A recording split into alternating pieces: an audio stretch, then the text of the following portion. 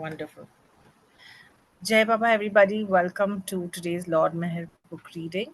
Today we'll be reading from page number 2346, and Diana will be starting the reading. Thank you. Yes, Okay, Diana. Jai Baba. Baba closed his eyes, then opened them and continued his dictation. Now the eyes are opened because the veil of the mind and body has disappeared. If you listen carefully, your eyes will open too. Baba signaled to Deshmukh to proceed with the main points about the explanation of the divine theme chart. And we have a footnote.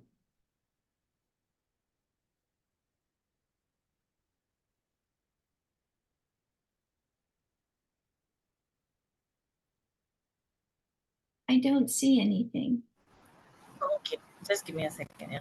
The footnote says to see chart number 9 in Godspeak, second edition, page number 224. Maybe, yeah, I can pull this Okay. out later. After some Yeah. time, Baba pointed to a large drawing of the chart and stated, this soul, start from A, has to become Z, God. In truth, both are the same, the one. But for this A to become Z, it has to go through the evolution, reincarnation, and realization processes. Now, what is represented on the chart? Red represents sanskaras, blue represents consciousness, S represents the soul. What you will find from A to Z about the red and blue is that the red and blue both go on increasing until the human form. But in the realization process, what do you see? The red gradually decreases, the blue remains the same, and in the Z state, the red completely disappears, leaving only the blue. That means that up to the human form, during evolution and reincarnation processes, the sanskaras increase, but so also does consciousness. And in the realization process, the sanskaras gradually decrease and only consciousness remains. Again, pointing to the chart, Baba continued. The winding of sanskaras is shown like this, and the thread begins from here. The unwinding process is shown in this way. From A is the winding process. This represents 7 stages of descent, and Z shows the ascent or involution, although both appear quite the reverse on the chart.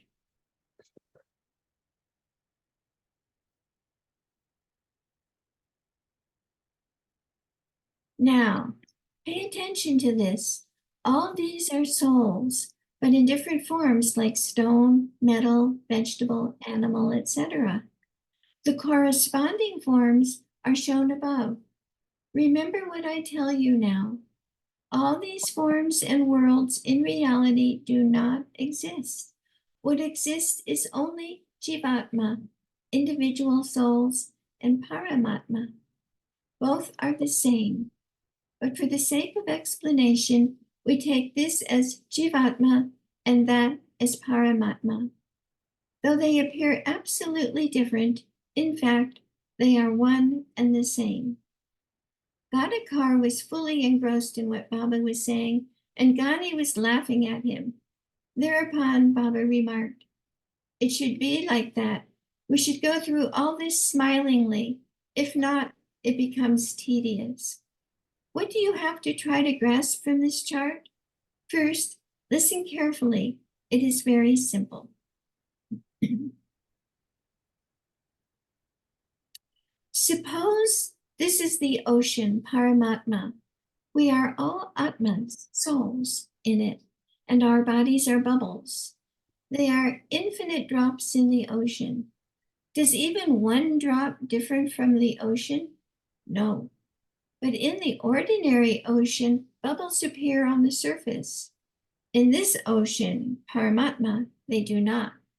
The bubbles are there, but inside the ocean. In the beginning, the ocean was quite calm and absolutely rippleless. But the use of the lahar, original whim, like a breeze, bubbles through, by the urge of the lahar, original whim, like a breeze, bubbles were created. But in this ocean of Paramatma, that lahar and also the urge are both inside the ocean, so their movements cannot create waves. This is the reason why no movements appear on the surface. Keep this point very clear in your minds. There is another important point to be clearly understood. If you grasp it properly, although it's a bit difficult, everything will be clear. It is about the winding and unwinding. That is, the 7 twists shown in the chart during the soul's journey from A to Z. Pointing to himself, Baba continued, think this body is the soul. This is merely for explanation because, in fact, it is not so. The body is not the soul. In the beginning, consciousness is like the opening of the eyes. Baba closed and then slightly opened his eyes. In the beginning, the soul is there, but the eyes are closed, so I could not see myself. Now what happens? That urge that was all along latent in me to see myself gets a lahar, or whim, or motion. For example, in knowledge, ignorance is latent. In the infinite, the finite is latent. All the opposites of God one can conceive of were latent in God because God is also his own opposite, since nothing exists but God. So in the not knowing state of God, its opposite urge of knowing himself was latent. So with the first lahar, the eyes were slightly opened, and they naturally fell on the objects that they confronted facing them. For some time, they saw light. With the eyes opened, as the soul continued gazing at the light, it got tired and its body got a twist. With that twist, the eyes that were slightly opened in the beginning became slightly more open, and it could see a little more than before. Thus, as it continued getting more twists, one after the other, during the evolutionary process from stone to human, the eyes became more and more widely opened and could see more until the soul got a big twist, the human form, when its eyes were fully opened and it could see the sky and the stars, the world of phenomena, and so forth.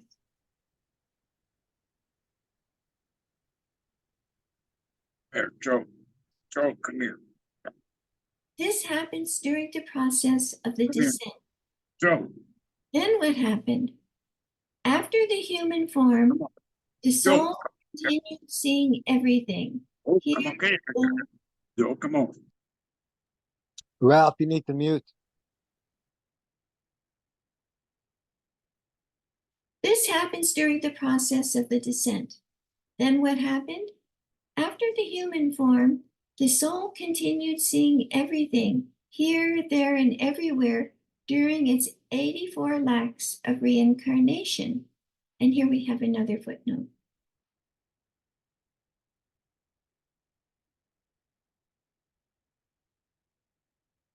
Please unmute, Mona. Oh, okay. Yeah, I'm just going to read the footnote. Yeah. 1 lakh equals to 84 lakhs. Yeah, equals to. Okay, it's just written in numbers. 1 lakh equals to numbers and 84 lakhs in numbers. That's it. Thank you. Okay. Yeah. During the verse process of realization, when it gets the 7 new twists, its eyes become dazed. it begins to seep downwards toward itself, first from the legs upward until it sees itself completely. This looking toward itself is during the process of ascent. We will take the soul A and make it Z intellectually, of course. Another new point is to be cleared, and then we will take up the chart. Everything is to be disclosed. These 7 pinches are twists of sanskaras, and they have 7 chief forms: stone or metal, vegetable, worm, fish, bird, animal, and man. Every twist of the sanskaras gives the next form. So there are 7 twists for 7 forms, and there are 6 previous forms before the stone form. The first form the soul got was the bubble, which was in the gas state. Then there are 5 other minute forms until the stone form. From stone to metal and from metal to vegetable, each has 7 stages. So the real twisting began from the stone form, and there are 7 twists up to the human form. There are 14 lakhs of species of each of the chief forms from stone to human. That is to say, in 6 forms, not including human, there are 6 times 14 lakhs equals 84 lakhs, or 8,400,000 of species, which equals 84 lakhs of bindings. There are 84 lakhs of bindings and 7 twists, and after every 7th stage or form, there is a twist. The soul first gets the gas form of a bubble. Until it gets to stone form, it passes through 7 forms. That is why the rishis, who knew things but could not reveal them to the world, established worship of the last form of each chief form, such as the tulsi plant for vegetable, the monkey Hanuman for animal, etc. Because of the twist that the soul gets, it attains consciousness of self.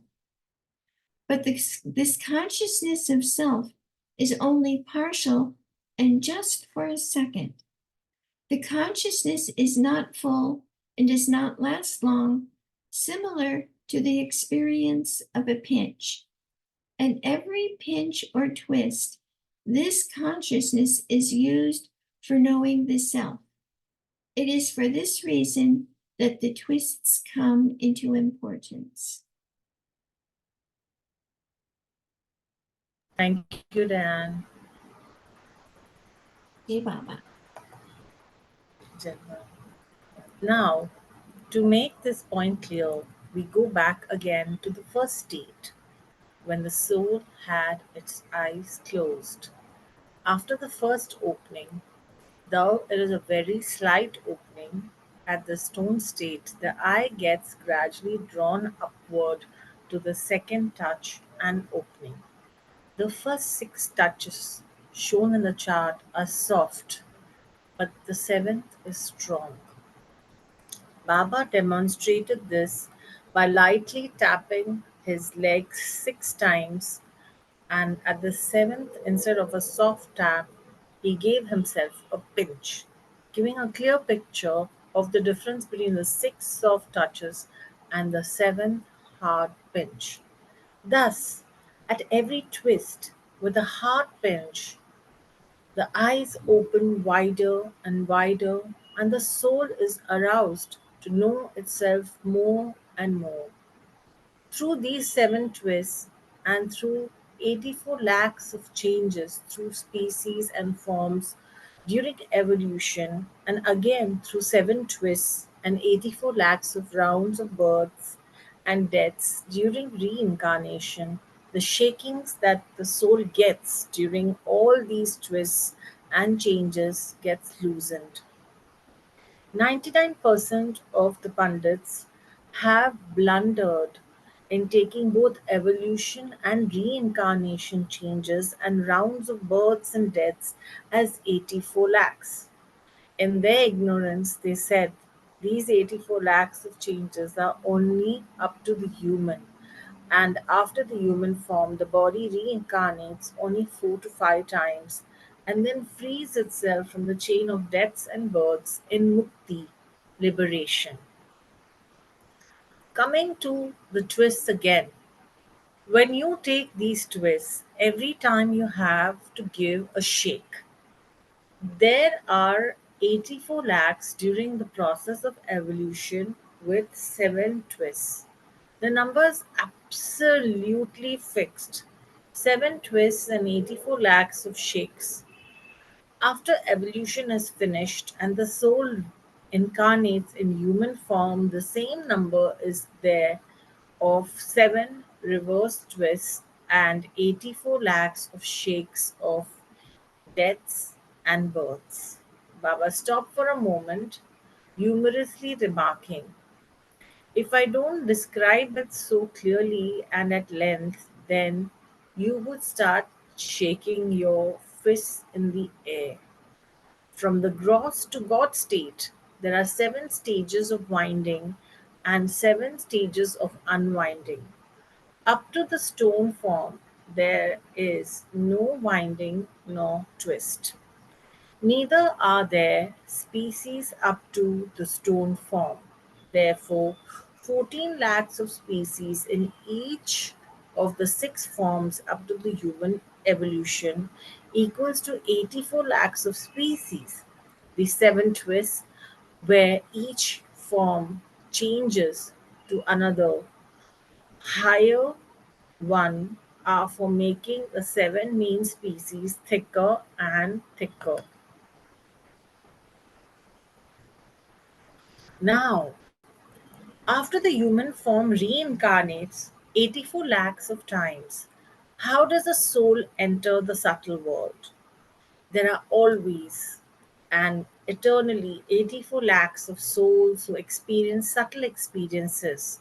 Among them, there are 7 who are the chiefs and can experience the mental world in the same subtle body. The 7 have duty. Sorry, these 7 have duty. The 84 lakh of subtle experiences are existing even today. The figure is always constant. There are an equal number who experience the mental world. But in each new unwinding, one of the 7 chiefs with duty becomes less, meaning he gets no normal consciousness nor duty. How many out of the 7 chiefs get duty in the subtle? 7 in the mental, 6 have duty in the God state, 5.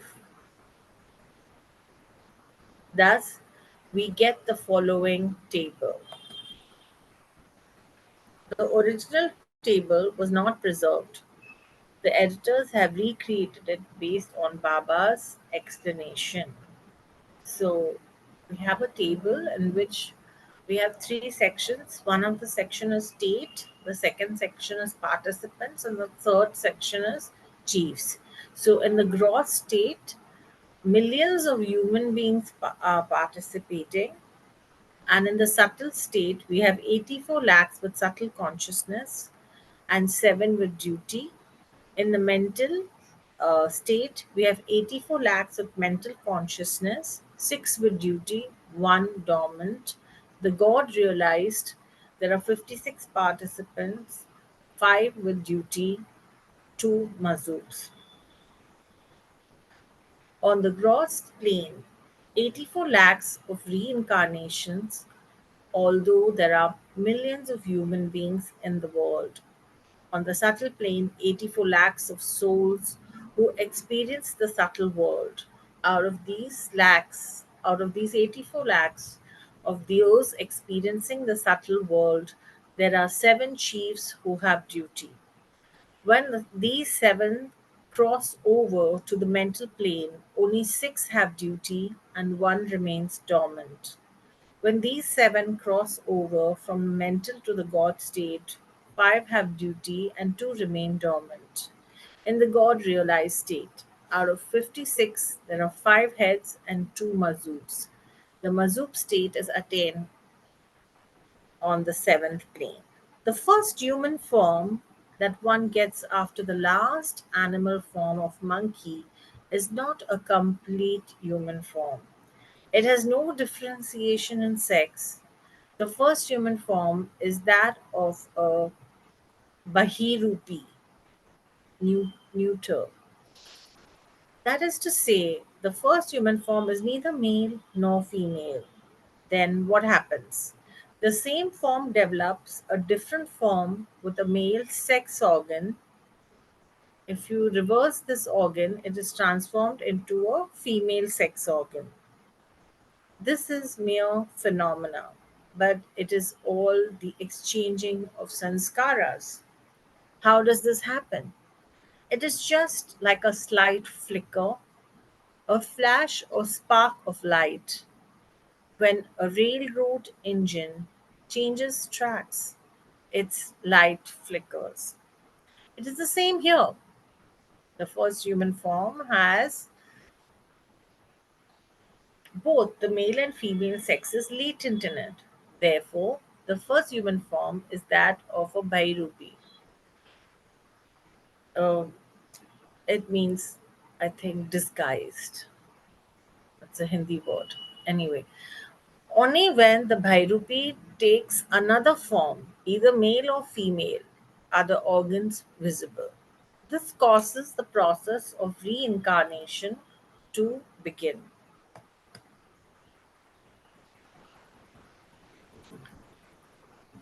This is also why, among the five perfect masters, there are four males and one female. These are secrets that no previous avatar has revealed intellectually and are essential for tomorrow's fighting, quite essential. Baba summarized the matter. You are all souls, not bodies. Picture yourself as drops and your body as bubbles inside the ocean. Now, each of you drops sees neither your own drop state nor the drop state of others. You see your own bubbles and bubbles of others, and this large bubble of the world. Those who enter the subtle world see their own subtle body and the subtle world, but they do not see the gross world. These souls of advanced state have consciousness of their own bodies and also of others, but they do not see the gross world. They can also see all backward forms from stone to human. Those on the subtle plane see everything subtle. They see the gross human state subtly in a subtle state. They can also see their own sanskaras. So, do the advanced souls on the mental plane see everything mentally? They see everything on the gross and subtle planes as well as previous forms. But all this time, their seat is on the mental plane. I can see your gross and subtle forms and help to bring you to the mental plane. Those on the mental plane, while experiencing the mental, get even raise the dead. They are directly on the plane of the mind. Touching a few more points, Baba explained. The subtle is latent in the gross. Those on the subtle plane can contact those in the gross body through the subtle body, but they cannot see the gross. A mazub is overpowered by the state of God in which he is drowned. Hence, he has no idea of the world. He has no mind. He has a body, but is not conscious of it. Then who feeds it? His infinite state feeds his body. The Mazub neither sees his own body nor the body of anyone else. A perfect master contacts God and all other states, gross, subtle, and mental, at one and the same time. He helps all souls. He is called the camel driver in Sufi literature. He is the center of everything.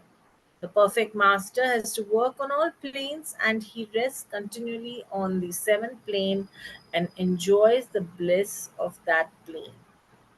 Marvin, could you read from here? Oh no. This is a big chew. All we have read is a lot. I'm not sure what book we're reading now. Is it Lord Ralph, Meher, right? Right. yes, Ralph, reading Lord Meher What? now. We're Can we being talk? recorded, right? Can't Yeah, we are talk. recording it. You can I listen to just it. thought we might take a little break. I don't know. You know, the mind Okay. is a lot, a lot. I'm not fine. Okay. I'm drifting. Okay. Mhm. My mind is drifting. I mean, Okay. Maybe Diane's Marvin. gone to sleep. She's no, she says, No, she's here. Do we want to stop the This is being recording for a few recorded, minutes? Ralph. I don't We can just know. pause the That's recording, it's maybe. you guys do what you like. I just thought I'd mention Can that. you You pause? know, I'll adjust. You guys do Yes. what suits yourselves. No two people are the same. Thank you, Ralph. I like that Marvin, idea can of you stopping the pause the record? recording briefly. Yeah. You can just pause it. Read from here. He balances both. Yeah. He balances both the states of bliss and suffering because of the infinite bliss, knowledge, and power that he possesses. Concluding, Baba remarked, I have explained to you all what you have to do tomorrow. Remember that much. Do not try to meddle with other details. Remember, you have to go from A to Z. After passing through all the stages of evolution, you have to come here to human form. Now I will take you from here to Z, that is, from the human state to the state of God. Someone asked, on the chart, there are different castes and nationalities represented. Are any superior to others? Baba replied, the souls of different castes, creeds, or nationalities shown on this chart are all equal and have no superiority or inferiority. The order on the chart has no numerical value. It means that all the souls on earth of different nationalities are those who are now foolishly fighting amongst themselves, current in World War II, and all are one. They don't kill, they don't die, as is supposed in the gross world, since this is all gross imagination. Some call the ocean of Paramatma Allah, some call him Ishwar, some Ahura Mazda, some God. I call him Meher Baba. After Baba's explanation, the gathering was asked to repeat God's name continually from 9 a.m. to 11 a.m. and from 3 to 5:30 p.m. They were told to repeat Meher Baba's name continually. In the evening from 7 to 8:30 p.m., Baba granted individual and some group interviews. In the hall at Lower Mehrabad on the 17th, Baba spoke more about the five perfect masters and other God-realized souls. There are eternally five Sadgurus, four male and one female. This is a new point being explained to the Mandali. The four male Sadgurus have circles of 12 members each, and the woman. And the woman Sadguru has a circle of one member only. Thus, there are 56 God-realized beings with two Majubs as follows. Four male Sadgurus, one female Sadguru, four circles of four Sadgurus of 12 members each, which is 48, one member of woman's Sadguru circle, and two Majubs for a total of 56. The avatar has a circle of 120 members. So my circle has 120 members who will realize me in the near future.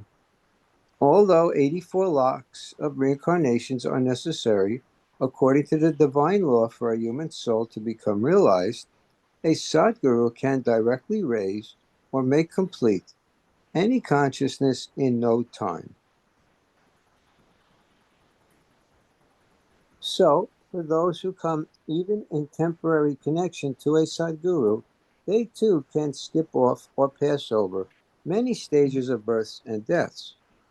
My dearest child Tukaram has said, the master alchemist can make gold not only out of metal, but out of dust also. My other son Hafez says something similar. On Later oh, in oh, go ahead. sorry, footnote. Later in God Speaks, Baba gave a different picture of the 56 God realized souls on earth. Please refer to page number 254. Wonderful. Please continue. On Tuesday, 18th May 1943, as wished by Baba, the gathering spent most of the day in absolute silence from 7 a.m. to 7 p.m., meditating on the divine theme chart. At 11:30 a.m., all were called, and Baba stated, "You all tried your level best, and almost all of you put up a very good fight. I am absolutely satisfied. And if I were to try my divine best to find a flaw, I won't be able to find one. I went to all of you and found none lacking," meaning dozing during the meditation period. "I am very happy. Fortunately for Doctor, and unfortunately for my sense of humor, I won't have to postpone my August plan." Dr. Ghani clapped. "And the sure sign for your having worked with all your heart and soul is that the 3 hours you were meditating did remain cloudy all the time. And immediately after all got up, I remarked that the sun is now out and shining. When I picture my brother Jalbai and Dr. Ghani fighting so hard to meditate, it gives me a headache. I've decided that tomorrow morning, with tea, pastry will be served." Baba spoke to the group again that evening. At one point, he urged them to become like dust, which is flung here and there mercilessly. But the same dust is used in making pots. Whether you throw it on your head or crush it under your feet, it never complains. Baba granted more interviews the next morning from 9:30 to 10:30 a.m. and mentioned his universal work. In August, you will know the significance of the work done here. I will make this more clear. After my, quote, coming down, unquote, I had to do many things: fasting, silence, seclusion, washing and bathing the poor and musts, etc. These were not for myself, but for my work. Now all this is to end on the 1st of August. Baba exhorted them to keep smiling and be happy externally, with your mind calm and cool, even if the heart is bleeding. Next page.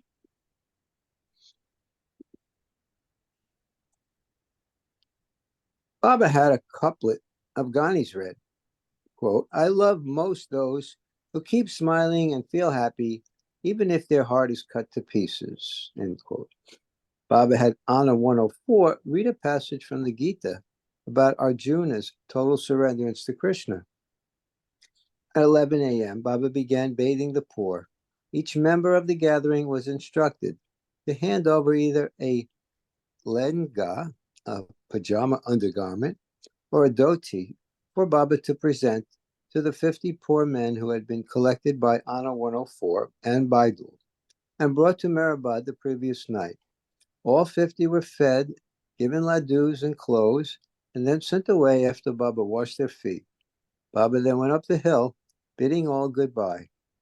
Thus, after 5 days of his divine company, those gathered left for their respective places on the 19th. Chanji noted that Baba had been in his gayest, happiest mood all the time during the gathering. He wrote, "It was a real treat merely to see Baba always with that beaming smile and expression, depicting the blissful state always enjoyed by him and radiating his divine influence on all." With their luggage already loaded on buses, all were prepared to leave when a heavy rain began falling.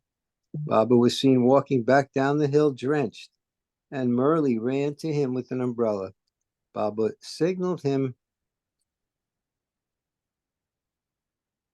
Oh, wait, I lost. Oh, here we go.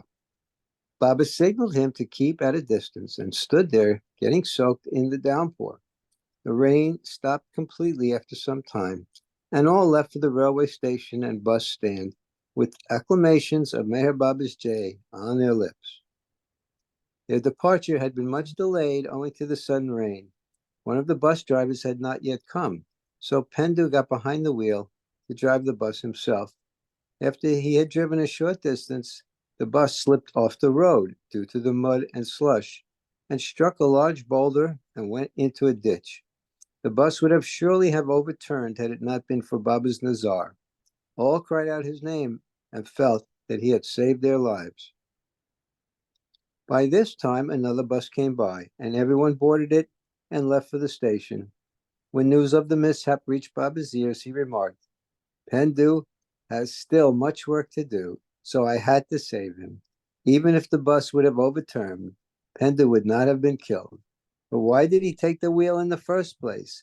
I have forbidden him to drive. Did he forget my order?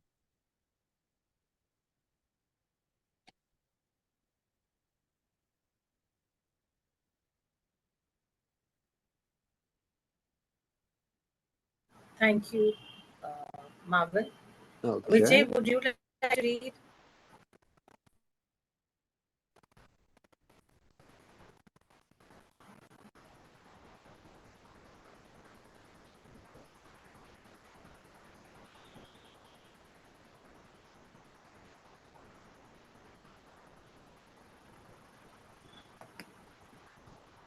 Wartime Travels for Must, 1943. Pendu had, in truth, forgotten Baba's instruction in order that the lovers might not miss their train. In the hustle and bustle of leaving, he had tried to help them by driving the bus.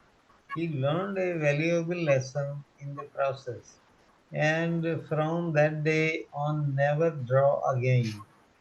The route of the mess quarters in Lower Mehrabad had fallen in, so Pendu and Padri propped it up with four pillars.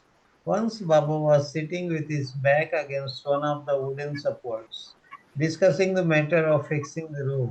Pendu was in favor of repairing it, but Baba observed to keep the roof propped up as it is on these four pillars is significant. The four pillars signify the four pillars of Mehrabad, namely Padri, Pendu, Adi Senior, and Vishnu.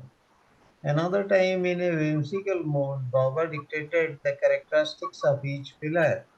Padri, the child, is spoilt or wicked. Pandu the bald. His ways are making me bald too. Adi the wild, pig or bull. Mhm. Slide it. And Vishnu the mild, a sweet thug. When the meeting about the divine theme chart was going on, Chagan was occupied with his duty of cooking and did not know what had transpired. He, like some of the other Mandali, could not attend the programs since he had to look after things and seldom had time to be present in the tent. Chagan was pondering his fate when Baba asked him, What are you thinking? He replied, I heard that you explained the divine theme to the gathering very well. I didn't get a chance to hear it. All right, Baba is spelled out now. Listen to this in brief. You always live in water, but you have no idea what water is. Understood? Chagan laughed and replied, Yes, I have understood that much, Baba. I have grasped it well. On Friday, 21st May 1943, Baba departed Mehrabad for Bhilar in Sarosh's car with Adi Senior driving. Behram and Dawn accompanied them. The women Mandali were still there with Vaidul, Gustadji, Krishna, Nilu, Venkobarao, and Vishnu. The next day, Dawn drove over to visit the Hindu high school run by Slide it. Please slide. He replied, I heard that you explained the divine theme to the gathering very well. I didn't get a chance to hear it. All right, Baba is spelled out. Now listen to this. In brief, you always live in water. Acha, acha. Wait, we already read that. We already read Yeah, that. I We did read it. Oh, yeah. sorry. Yeah. Friday. On Friday, Right. Vishnu the next day dawned Baba to visit the Hindu high school run by Kalu Mama's son-in-law, Rao Saheb Pandit, and his family where Baba had tea. Please slide.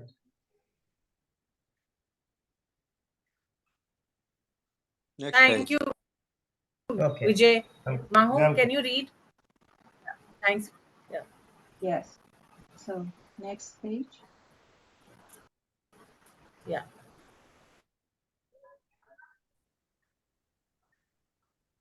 I can also read from my online. This is page 2356 from year 1943. On the 26th, Baba returned to Mehrabad with all the men and women Mandali. Dawn drove the blue bus, and Baba sat in front seat with him and Nilu. At Mehrabad, Baba slept on the hill and came to Lower Mehrabad occasionally during the day to see the Mandali. The women occupied their usual quarters on the hill. Baba continued seeing Mera and Mani as before, and no other women. There's a good account on this in Meher's book. On 27 May, Baba's mood was spoiled when he found that Dawn had removed his trunk of clothes from Baba's jupti, where Baba had instructed that it be kept. Quote, I ordered you to keep your trunk there as a link with me while you are away in the Indian Medical Service. End quote. Baba explained. Baba had him put the trunk back, and there's a footnote.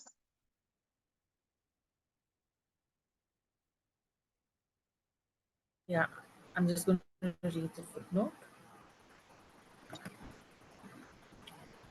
Don continued to store some of his things in the jhopadi until the end of his life. Continue, please. Okay. Dawn was ordered to meditate on the divine theme chart from 7 to 8 p.m. daily inside the jyoti. Rano asked if she could finish the 10-circle painting at this time, and according to Baba's dedicated instructions to her through Nilu, the painting was completed. On the 29th, for the first time, Baba had the 5th plain must from Ahmadnagar brought to Mehrabad, where he worked with him for a day. This was the great Ali Shah, or Babji, as he was affectionately known, who lived in a humble hovel nearby the Ahmadnagar bus station off the main road. Baba would continue to work with them closely for the next 4 years. Ali Shah, an exceptionally pure Jamali type must, later came to live at Mehrabad. Chanji came to Mehrabad on 29 May 1943 with Kegobad Dastur. They saw Baba the following day, and it proved to be the happiest day of Kegobad's life. He surrendered everything he had to Baba, imploring Baba to accept it. Baba fulfilled his wish, but at the same time gave him definite instructions not to give up his job or dispose of his property immediately. to wait until November when he would call him. Kegobad was overjoyed at the prospect of permanently staying with Baba. He left with Chanji at 4 p.m. the same day. Baba brought all the Mandali, men and women, from Meherabad to see a private matinee showing at Surush Cinema on 31st May 1943. Dawn was sent to Rawalpindi on 1st June to arrange bungalows for Baba and the men and women with instructions that it be kept secret. He was unable to find anything suitable.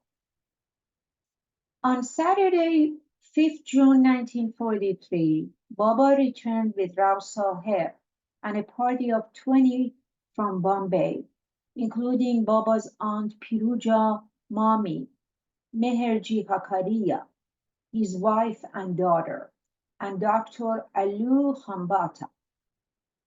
Baba met each individually and they left by 3 p.m. Next page. Meherji had been doing business successfully in Iran since 1929. He had come to India in 1932 to ask Baba's permission to marry, and again in 1934. But he had not seen Baba since then. In 1943, Meherji again came to Bombay for a visit, and against his better judgment, a friend took him to an astrologer. Looking at Meherji's horoscope and consulting his palm, the man said, "If you are not careful of your business, 60% of your wealth will be lost." At that, Meherji sent a cable to his manager in Persia, instructing him to sell his goods for as much as he was able to procure. He then proceeded to Meherabad to see Baba. During their meeting, Baba asked Meherji, quote, "What have you been doing all these years in Persia? How is your business coming along?" Meherji told Baba everything and also about his recent encounter with the astrologer. Baba twisted Meherji's ear and said, quote, "You fool, you believe in astrology, palmistry, after you have surrendered to me? Who am I then?" "God, of course," Meherji replied. And a little bit upward. Okay, thank you. "When you take me to be God, have I not created and destroyed entire planets? Have I not made the stars, and can I not unmake yours? Send a telegram immediately not to sell anything until you return." End quote. Meherji wrote the message and Baba dispatched Vishnu to the telegram office to have it sent at once. Baba advised him to continue his business as he had been doing, and Meherji left for Persia. By heeding Baba's advice, his business prospered more than ever before. Sorabji Ratanji, Singaporia, 45, had come with his two sons, Noshir and Hoshi. Noshir, 16, had been somewhat troubled since childhood, and Sorabji wished for some divine intervention. He was in the habit of visiting different saints and had met Babajan, Upasni Maharaj, and Narayan Maharaj. While reading a book about Upasni Maharaj, he had come to know of Meher Baba. However, because of Colonel Irani's agitation against Meher Baba in the newspapers, and having heard others of the Bombay Parsi community attack Baba, Sorabji had no true feelings of reverence for Baba. But because of his son Noshir, he came to Meherabad seeking Baba's help to relieve his anxiety. Baba first kept Noshir with him, sending yeah, I don't know. Baba first kept Noshi with him, sending Sorabji and Hoshi out, calling them back after a few minutes. He remarked to Sorabji, quote, "Give me Noshi, let him stay here with me," end quote. Baba said to All Sorabji. right. Okay. Thanks, Mahu. I Sure. think we'll end here today at page number 2357, and we will start next week from 2358.